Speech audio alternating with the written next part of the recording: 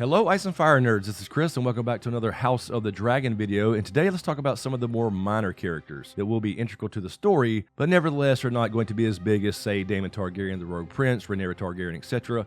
I've done videos on all that, those links will be in the description below. So first we have Sir Cristan Cole, otherwise known as the Kingmaker, and he'll be played by Fabian Frankel in House of the Dragon. So in 104 AC, Cristan Cole won a melee at the tourney of Maidenpool. Now in the show, this may be at Horn Hill, if what we saw in the trailer is in fact this moment. But anyway, this tournament was to celebrate the ascension of King Viserys I Targaryen to the Iron Throne, drawing the attention of the royal court by knocking Dark Sister from the hands of Prince Daemon Targaryen, the Rogue Prince, with his Morningstar, and this is what we see in the trailer. Now when he won this tournament, he gave the victor's laurel to, at the time, 7-year-old Princess Rhaenyra Targaryen, whose favor he wore while unhorsing Daemon in the joust as well as a couple of Kingsguard. After this tourney, King Viserys indulged Rhaenyra by naming Sir Cristan Cole her personal sworn shield, and in 105 AC, the 23-year-old Cristan Cole became a member of the Kingsguard, taking the place of the legendary Sir Ryam Redwine. In 113 AC, King Viserys arranged for Rhaenyra to wed Sir Laenor Velaryon. Now there was some drama that came about, according to Septon Eustace, where Sir Cristan Cole slipped into Rhaenyra's bedchambers to confess his love, and offering to leave with her to one of the free cities across the Narrow Sea, where he would pledge his sword. It is said that Rhaenyra refused him, saying that a Targaryen was meant to be more than a wife of a sellsword, and that if he could forget his Kingsguard vows, he could forget his marriage vows.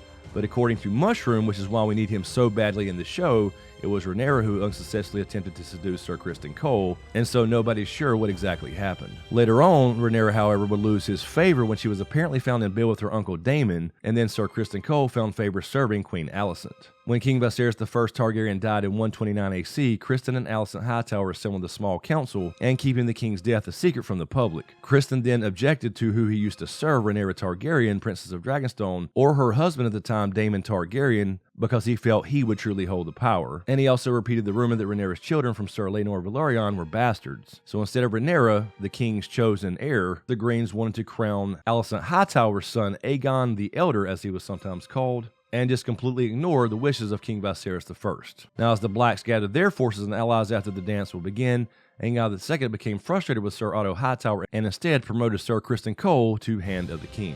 Next we have Mysaria, or Lady Misery, otherwise known as the White Worm. Everybody has fucking nicknames. Now she was a dancer from Lys who became a paramour of Prince Daemon Targaryen, and later on the unofficial Mistress of Whispers to Queen Rhaenyra Targaryen during the Dance of the Dragons. So think of her as the Varys of the time. Mysaria was described to have skin as pale as milk, and because of her appearance and reputation, Mysaria was dubbed Misery the White Worm by enemies and rivals. And while she became a dancer in King's Landing, Mysaria became the favored lover of Prince Daemon Targaryen, who had many mistresses, around 105 AC. And apparently around 105 AC, Mysaria became pregnant with Daemon's child while living in Dragonstone. Daemon even gave her a dragon egg for the child, which angered King Viserys I, and the king ordered Daemon to return the egg and send Mysaria back to Lys. On her return to the Free City, she lost the child during a storm on the Narrow Sea. Now during the Dance of the Dragons, Prince Daemon Targaryen desired revenge for the death of his stepson, and he used Mysaria to hire 2 assassins called Blood and Cheese, who infiltrated the Red Keep and killed Prince Jaehaerys Targaryen, the eldest son of King Aegon II Targaryen, and also son to Helaena Targaryen.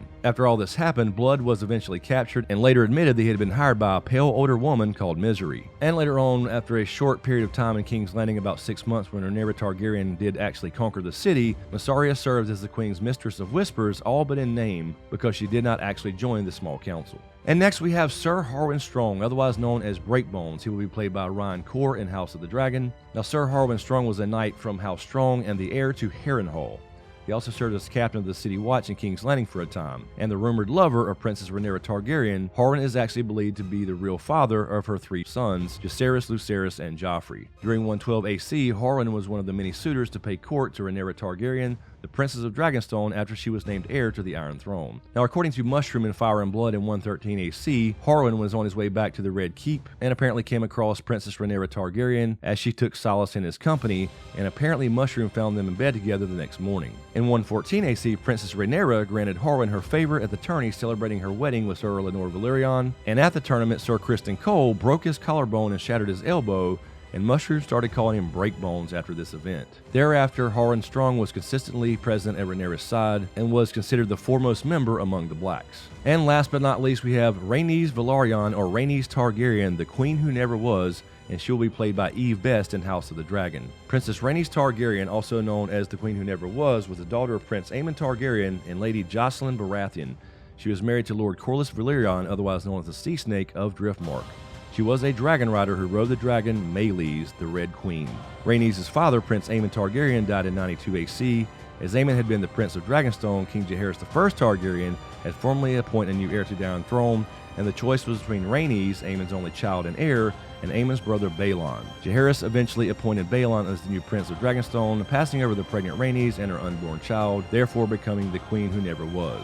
Now this pissed off her husband, Lord Corlys Velaryon, who gave up his position as Lord Admiral of the Small Council, and they both returned to Driftmark. Now when the Dance of Dragons began in 129 AC, Princess Rhaenys sat on the Black Council of Queen Rhaenyra Targaryen, and when the Velaryon fleet closed off the Gullet during war to cut off King's Landing essentially, the Blacks' plan was for Rhaenys to fly overhead on Meleys to keep the Greens from attacking their ships with dragons. So she was a dragon rider and a warrior. Without going into too much detail as to avoid any major spoilers, she would help attack the soldiers of Sir Cristan Cole during the battle at Rook's Rest, but the attack proved to be a ploy. When King Aegon II Targaryen and Prince Aemon Targaryen suddenly appeared upon Sunfire and Vhagar, Rhaenys turned to meet them in the attack.